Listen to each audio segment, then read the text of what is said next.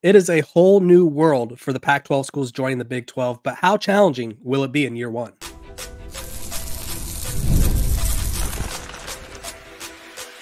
You are Locked On Buffs, your daily podcast on the Colorado Buffaloes, part of the Locked On Podcast Network, your team every day.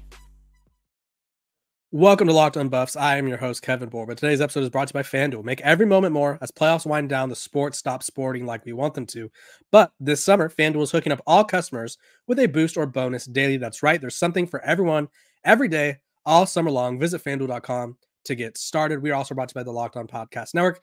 It's your team every day for free and available wherever you get your podcast. Thank you guys for making me your first listen. And if you need a great second listen, go check out my guy, JT Wisherstill at Locked On Utes, because he has everything you need to know about Utah covered. JT, thank you for joining us.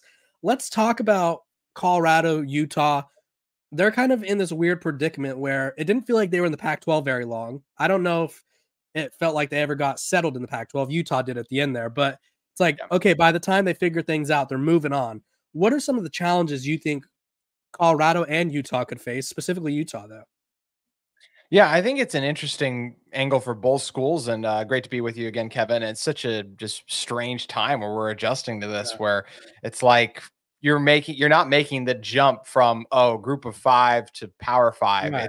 You're making powerful. Now we were power five. Now we're power four. So in that regard, it's changed. I think it's interesting for a school like Utah and Colorado because it's the tendencies and some of the things, and you can watch film enough like that, but like there's just such a familiarity with a school like a UCLA for having played them year after year. You know the tendencies, you know the adjustments, because just like in practice, there's no experience like game experience. And the same thing applies for you can watch all the amount of film you want. But I still think it's different when you're in a game coaching against someone, when a mistake you've made against that program has burned you, that you remember, like, I'm not going to mess up and do that again. It's a new tendency, styles, everything. So I think that's where the change is from.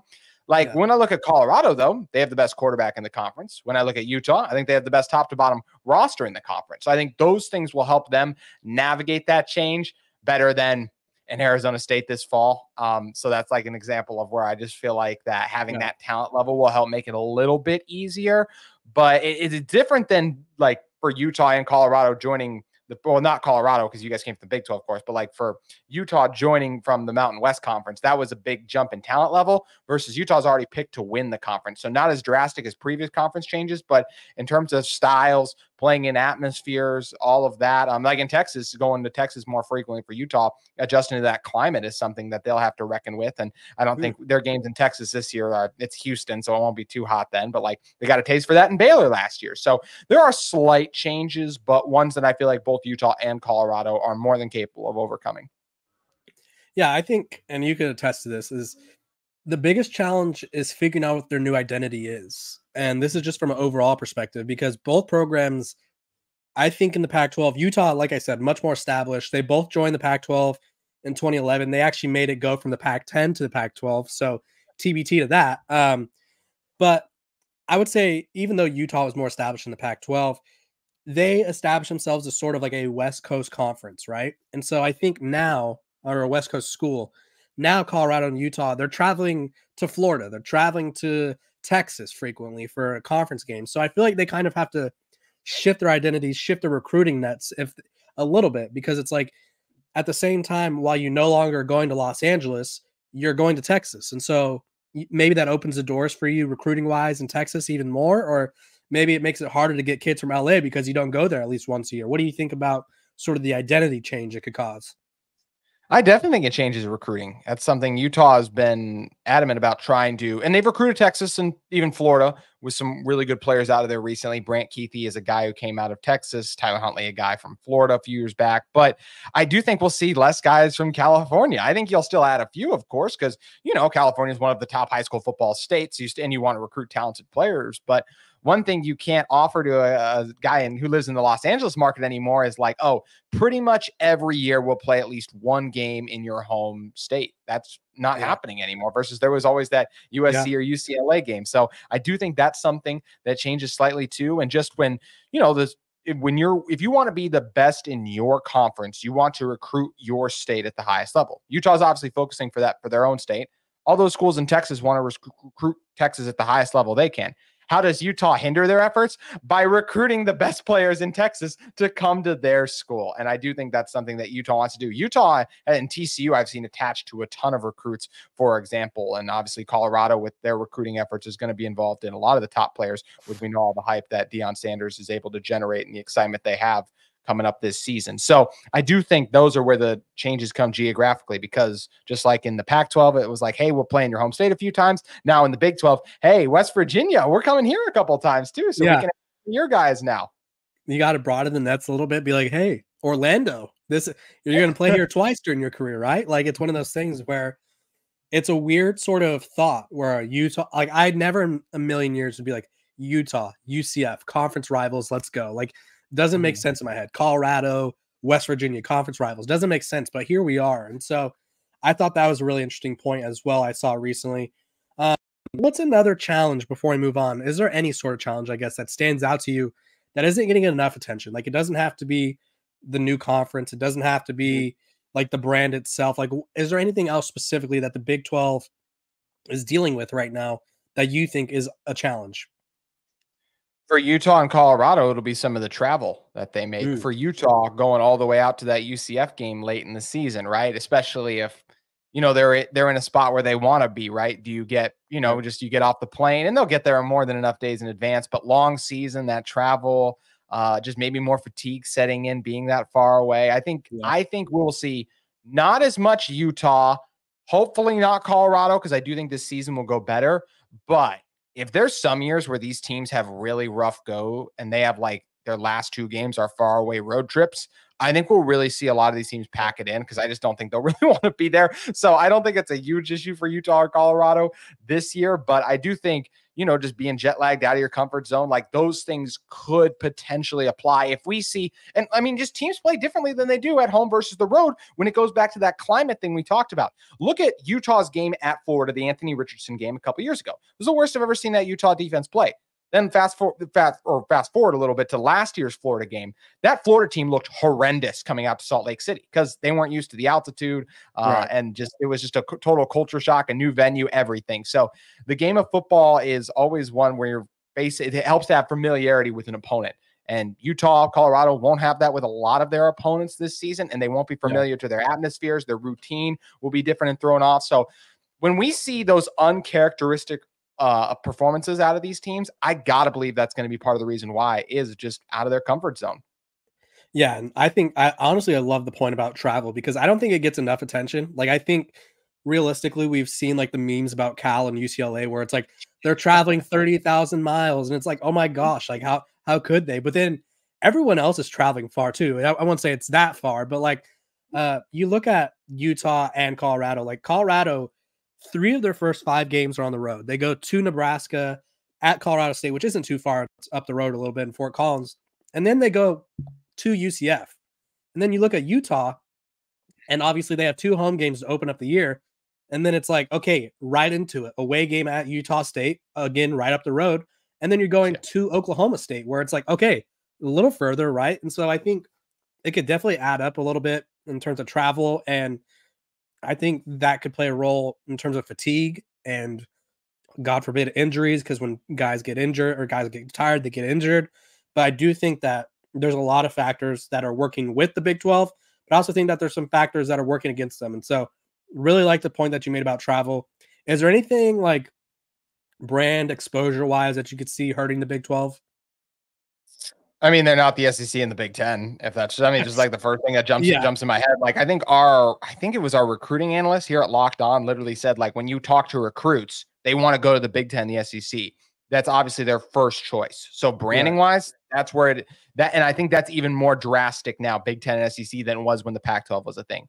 The Pac-12 and Big 12, of course, they were behind the Big Ten and SEC, but like it was still like, ooh, go to USC, go to Oregon, and hey, look, this Oregon team's beat them recently. So, or this Utah team's beaten Oregon and USC recently. So, like, those are some attractive schools. And hey, and I don't think Colorado will suffer for this because of the Deion effect, but like, I think for Utah in some ways, some guys are like, I don't know if I want to go to a Big 12 school when I could go to the other ones. And obviously the other, from a not as much branding, but a dollar sign, the NIL differences between the SEC and Big 10 schools and Big 12 schools is drastic.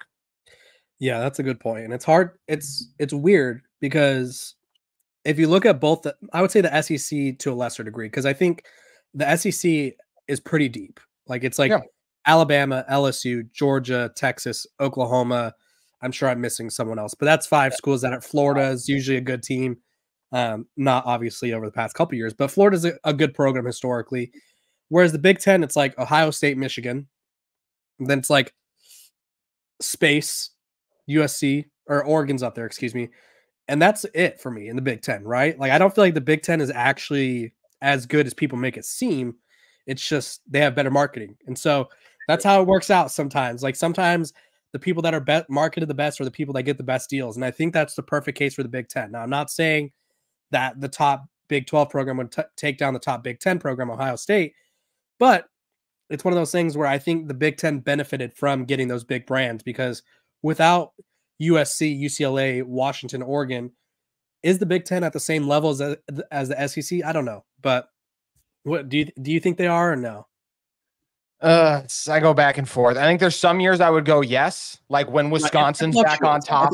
Yeah, when I was on top, when Penn State was pretty good last year. I know it was like, they lost to Michigan and Ohio State again, but that was all they lost to. So I do feel like there's years I get sick of the SEC bias sometimes. So that's also part of this. I just think like the narrative Paul Feinbaum, where literally every coach that wasn't in the SEC basically sucks. Like when he was doing that 2 weeks ago, I got really tired of that.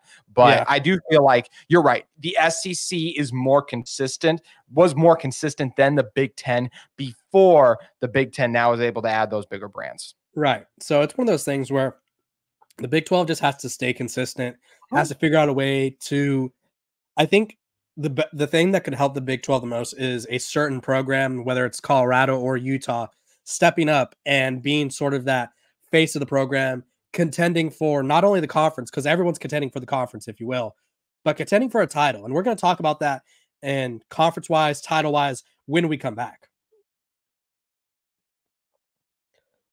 But first, a word from our sponsors over at eBay Motors. Passion, drive, and patience, the formula for winning championships, is also what keeps your ride or die alive. eBay Motors has everything you need to maintain your vehicle and level it up to peak performance. Superchargers, roof racks, exhaust kits, LED headlights, and more. Whether you're into speed, power, or style, eBay Motors has you covered. With over 122 million parts for your number one ride or die, you'll always find exactly what you're looking for. And with eBay Guaranteed Fit, your part is guaranteed to fit your ride or your money back, because with eBay Motors, you're burning rubber, not cash. With all the parts you need at the prices you want, it's easy to make your car the MVP and bring home huge wins. Keep your ride or die alive at ebaymotors.com. Eligible items only. Exclusions apply. And again, that's ebaymotors.com. eBay Guaranteed Fit is only available to U.S. customers. Welcome back to Locked On Buffs, and we have a special guest joining us from Locked On Utes, JT from Locked On Utes. JT, let's talk about contending in the Big 12. What that looks like for Utah, I imagine it's very different for Colorado. Like I'll call a spade a spade. If Colorado's contending for the Big 12 title next year, I think that would surprise a lot of people. Like I think a lot of people expect them to sort of be slightly better, but not contention level better. So what does it mean for Utah to sort of be in a position to still contend in a new conference, but they obviously have a little more pressure, wouldn't you say? Oh, they undoubtedly have. There's a lot of pressure. If Utah doesn't win the Big 12, it's a disappointment. If they're not in the championship game, it's a major disappointment to me. I think some people, Big 12 fans, look at Utah being favored and they're like, how could this be? They just got in the conference. Like they're looking at it from that perspective. What they don't realize is there's only one quarterback in college football who's won 2 conference titles that's still in school. That's Cam Rising. They don't realize Brant Kuithe has had 2 seasons over 600 yards. It's wild that one of those also came back in 2019, I will say, but like that's just like, veteran experience is a big thing. So you got that. You got a former 1,000-yard receiver and Dorian Singer. You got an offensive line that has some questions, but like it's still, even like the questions I have about Utah offensive line, I feel better because of the coaching there and the consistent play I saw last year, even a little bit of a down year. Than obviously Colorado was big offensive line questions when you're bringing transfers and recruits in all over that are trying to make a big impact right away. So that's why you feel better about the Utah offensive line. Utah's always going to run the ball well. Pretty much everyone's back except for their top pass rusher and Jonah Ellis from a top 5 run defense a year ago. So the defense will be there. And Utah is not DBU, say LSU, Ohio State, some of those teams in the past. They're the next best thing, though. So I do expect, even though you lose a Sione Vaki and a Cole Bishop, that defensive backfield to be good, because we've seen Utah time and time again, and same thing with their offensive line. They lose NFL caliber players and they replace those guys with quality guys. There are over 6 players on this Utah team that were key parts of the 2021 Pac-12 championship team, and they're still there. So when you have that level of when you have that level of experience, you're going to be favored to win the conference. And I think the media got it right. So we'll go fill in the blank exercise here. I'll start off just so I can give you an idea. Mm-hmm. If Utah contends, I will be not surprised, right? Like, it's just, if Utah, that's my fill in the blank, by the way, not surprised. Yeah. 2 words. It's like, they have the quarterback, they have the trench play, they have the weapons at receiver. I think, as someone who covers Utah closely, and you know this as well, they have some really sneaky good receivers. Like, obviously you mentioned Dorian Singer, that's the headliner, but I'm really excited to see what Alfred does, a Syracuse transfer who 6'6", and he moves. He can move. He could scoot a little bit, and then 19 yards per catch last year. Right. And like, you have a guy like Money Parks, you have guys like Pittman, who, from what I've been kind of hearing and seeing, is he's improved, right? Feels like he's been there forever, at least been in college forever. But way back with Cam Rising too. Those guys played together when they were growing up. So it's like, they have sneaky weapons. And so I think Utah has all the pieces, plus coaching is a big factor. They have all the pieces to succeed and contend. So give me a fill in the blank for Colorado. If Colorado contends for the Big 12 title, you will be blank. I would be surprised. I'm not going to say fall over my chair shocked, because of what I said earlier about Shedeur Sanders. When you have the best quarterback in a conference, you will always be in games. And Shedeur is maybe the best quarterback in college football, right? I feel like it's him and Carson Beck right up there too. But when you look at, I mean, obviously all the things Shedeur did not have last year with the offensive line. And that's where, because Shedeur is there, because Travis Hunter is there, and there's some strong receivers there, a couple other strong position players there, where I'm like, okay, I think that they can be up there towards the top. But the offensive line was such a disaster last year. Can they take that much of a step forward to be like, okay, we're in this against the best teams in the conference week in and week out? I do think some people forget that this Colorado team almost beat a really good Arizona team last year. So we know they're capable of going in and getting some upsets. But unfortunately, they're also capable of, last year, they lost that game to Stanford, which they had no business losing. So that's why I think, to me, it's too early to call them a contender. But if they're in it, I think they're getting bowl eligible this year. And if they were in it towards the end of the year, if they were one of the top, I can see a world where they're one of the top 4 teams in this conference, because they have 2 of the best players in the sport, and one of them plays the most important position in the sport.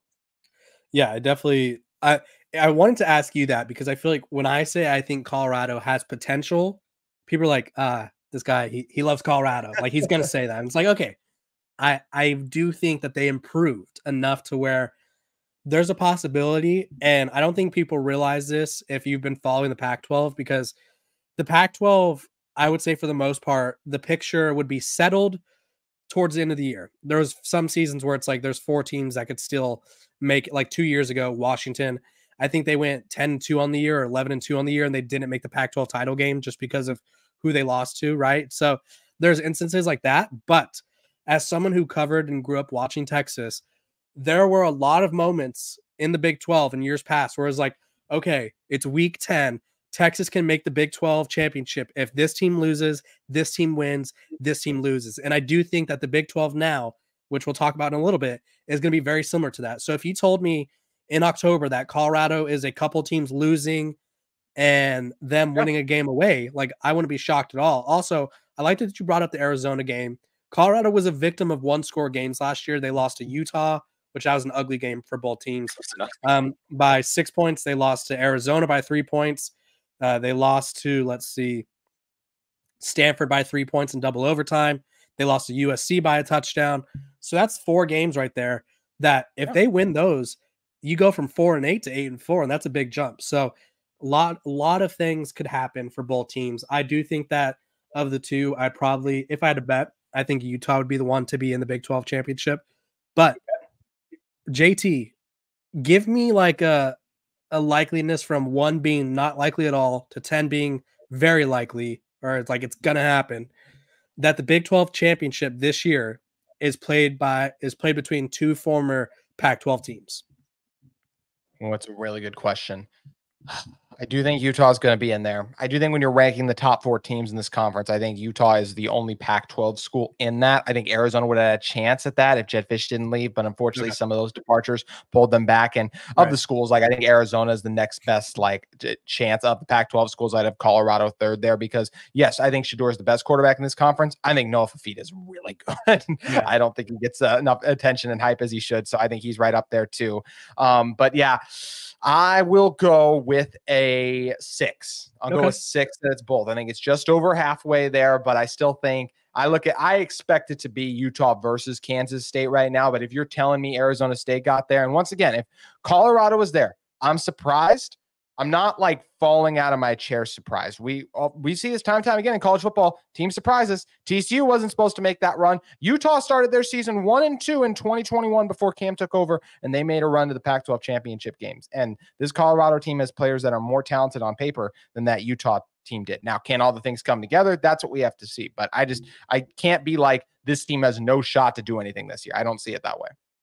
Yes, that Utah season, by the way, never in my a million years of life would I have thought that Kyle Whittingham would fall for the Jake Bentley hype, or not the oh my gosh, what was his name? The quarterback, Charlie Brewer. Jake Bentley hype the year before, and then it was Charlie Brewer hype. Charlie Brewer, yeah, the Charlie Brewer hype, where it was just like, this guy's so good, and it's like, no, he's not though. He's not. We learned, right? Yeah, you learn the hard way. It's one of those things where, but now both teams have great quarterbacks, so we'll see how well that does for them. When we come back, we're going to be talking about the biggest difference between the Pac-12 and the Big 12 for both Colorado and Utah. But first, a word from our sponsors over at FanDuel. I love sports. I love them so much, I never want them to stop. But as the playoffs wind down, we get fewer games, and the sports aren't sporting like we want them to. But FanDuel lets me keep the sports going whenever I want. All I have to do is open the app and dream up any bet anytime I'm in the mood. And this summer, FanDuel is hooking up all customers with a boost or bonus daily. That's right. There's something for everyone every day, all summer long. So head over to FanDuel.com. Start making the most out of your summer. FanDuel is the official sports betting partner of Major League Baseball.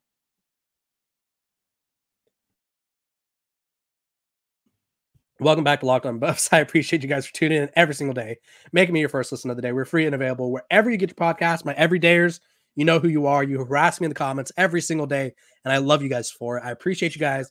Couldn't do it without you. JT from Locked On Utes. We're talking about the big difference between the Pac-12 and the Big 12. We talked about it off air, and I'll sort of give the people at least some insight into what my thought process was. I think the Pac-12 at its best was better than the Big 12. At least what we saw last year, right? Oklahoma at its best was better than what the Pac-12 was putting out there. But last year, the Pac-12 at its best was better than the Big 12. But you look at the Big 12, and I think any team could beat any team, and that's not just me saying that. Like, legitimately, any team in the conference could be any team. And I think even though it's not as good, it's more competitive from top to bottom. Would you agree with that? I think I would agree with that. I think going back to the point about the top of the pack, I look at Utah, Arizona with the way they came on, Washington, Oregon. It just felt like there were so many teams last year that were in the mix of it. And it's why it was Oregon State, one of the best, Washington State early in the year before they fell off a cliff. Yeah. One of those conferences where it just felt like there were so many teams that could really win the whole thing versus the Big 12 was, okay, handful of teams that can win the whole thing, but more teams that can upset you. There wasn't an Arizona State in like the Big 12 last year, right? Where it's just like, okay, we know this is pretty much going to go, right? And I know Arizona State every once in a while would pull a rabbit out of their hat and find a way, but like it really Utah beat them 55-3, for example. Like this year in the Big 12, I look at more of these games, and while I expect Utah to beat Iowa State, okay, Iowa State's more than capable of beating Utah. How about BYU? Probably, right? Yeah, BYU, it's a rivalry game. So even though I don't expect the Cougars to be great this year, it's like, okay, this gets interesting. At TCU, Utah's good at home, but I've seen the Horned Frogs pull off some miraculous feats as well, too. So it's different than when, like, you caught, Arizona a few years ago before Jedd Fisch turned them around. I mean, that team was towards the bottom of the conference. Cal has gone through their ups and downs, too. So it just felt like the bottom dwellers of the pack a couple of those years. It was just like, all right, yay, we get to steamroll this team this week. versus in the Big 12. And the Pac-12 in times would cannibalize itself, but it felt like it was the same teams eating each other alive versus this year, UCF can play spoil. There's so many teams that I feel like on any given week can beat another one. And while I'm high on Utah and expect them to achieve big things and avoid those ugly losses that make your resume look really tainted, it's definitely possible they falter multiple times because of this Big 12 schedule. Which Big 12 team, specifically like a new one that Utah hasn't like played a lot, so BYU's out of the question here, which Big 12 team like worries you the most for like sort of being that one that pulls the rug out from under Utah or does like knocks Utah out? I think UCF that last week of the season, okay. The team that I said earlier, that I think Kansas State's the second best team in this conference, but Utah, one of the reasons I'm also very high on Utah this year is their schedule. Like if they had to go to Kansas State, that's really tough. Not only they don't have to go to those places, they miss both of them. That's where unfortunately Colorado did not get the benefit of that. I mean, your guys' last 3 weeks of the season is that's a rough welcome to the conference from your mark compared to what they set Utah up for. But going back to which team, I think it's UCF, right? I look at KJ Jefferson. He's a guy who, man, when he's on, he's had some big moments throughout his college football career, right? It feels like they've recruited really well. I saw something recently. They're one of they had one of the better recruiting classes in all of the Big 12. I think they were the only Big 12 school with multiple 4-stars in a certain metric the last time I looked at that. They have a 1,000-yard rusher back at running back, a quality receiver. Their defense is full of transfers, but by the time we play them in November, I expect that defense to be looking their best rather than the first few weeks of the season when they're learning to play together. That's the biggest one for me on Utah's schedule, where Utah, maybe the Oklahoma State game is the only one where they're not favored. Outside of that, they'll be favored in every single game they play, in my opinion. UCF is the one that they're most likely to get upset in because this team's also lost at least one game on the road because it's just hard to go undefeated in a college football regular season too. So UCF's the one I got my eye on. I honestly, this is like a hot take, but I think outside of like an SEC team like a Georgia or a Texas where it's like they are just like the best team in college football, I don't think there's going to be many undefeated teams in college football anymore. And if there is, it's going to come from a conference like the Big 12 or the ACC, because I don't think they got like the SEC was already the deepest conference in college football. And then you add a Texas program that's peaking as high as it's like Texas hasn't been good since 2010, 2009. Like they were mediocre to bad to like pretending they were back. Now they're good. And you add that to a conference that's already elite. That's dangerous. It's going to be hard. I think they're going to cannibalize themselves. And then the Big Ten, I think outside of the Big Three, which is Utah, maybe someday, actually. You never know. I feel like Utah would love to go to the Big Ten.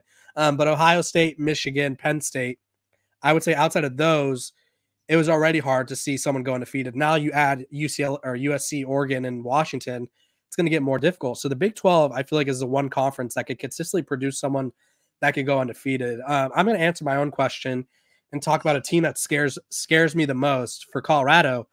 And it's actually same week as UCF Utah. I'm going final week of the season, Oklahoma State. Because, and let me tell you, it's because of one man, Ollie Gordon. Assuming he doesn't get in trouble again and he's not missing any time, which Mike Gundy already said the best way to punish him is to give him more carries. I don't know how that makes sense, but sure. Right? Like the only way to punish him is to help his Heisman case. Sure, I guess. I mean, we could spend an hour talking about some of the things Mike Gundy said, right? I'm a man. I'm 40. That was the crazy part was that's like 10 years ago. So I feel old. I know. I was like 14 when that happened. Now I'm like legitimate. Now I'm like, I am a man now. Like I'm not just a kid. Yeah.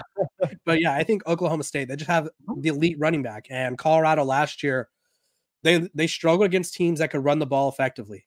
Even if they weren't like the best running teams, when they played against Colorado, every team could run the ball. And so regardless of how much their defense has improved, Ollie Gordon kind of scares me just in the sense of like, he's a complete running back, probably the best in the country. Makes things a little worrisome for me about Colorado. But I do think, and it's for Utah, I would say this kind of applies, and it's not meant to be condescending, but it's going to come off as condescending though. I think both programs, Colorado and Utah, have better chances to be the best team in the Big 12 than they do in the Pac 12 consistently on a year-to-year basis. Would you agree with that? No, 1000%. Because why was Utah better than USC? Because Utah, I'm bad. Why was Utah better than USC? Because USC was going through a major like identity struggle, like Clay Hilton. It just was not working out. Same thing with, Oregon some years, right? When Mario Cristobal had his exit because he wanted to be in Miami. Like there were just some years with those programs where it was like they need to get their stuff together. Like they're having issues. Even when, and a couple times they still had good years, but their ceiling was so much higher than what Utah's was. That's not the case in this new conference. None of these schools, there's a reason they are where they're not in the Big Ten or SEC. Everyone wanted to go to those two conferences. They were leftovers. They were left out in that regard because at least right now, their ceiling is not as high. Yes, Utah's won recently, but their history is not at USC or in Oregon. So there is no clear-cut powerhouse program in this conference. Colorado's got potential to do that. Utah has potential. Kansas State has potential too. But the key word in that is potential. There is no one that has the level of a program where year in and year out you expect excellence to any of those Big Ten schools or any of those Pac-12 schools that are now in the Big Ten, or especially like a Texas and Oklahoma that now left. So I think you're absolutely right that it both suits Utah and Colorado better in their current conference because they're not going with against some of the top 10 programs in the sport. Yeah, sometimes change is good, and I think change is going to work out really well for Colorado and Utah. JT, thank you for joining us. Tell people where they could find you, what you're working on. Yeah, make sure you guys head over to my X account at JT Wistersill, as well as you can give me a follow at Locked On Utes, talking all things Utah football and getting ready for what feels like the most anticipated season in Utah history with all the hype they got going around. Could be Kyle Whittingham's last year. It should be a fun ride. Kevin always stops by from time to time too. And Kevin, it was great stopping by on this one. Thanks for having me on. Yeah, thanks for joining us. This has been another great episode of Locked On Buffs. I will see you guys tomorrow. Everyone have a great rest of your day and just enjoy the vibes,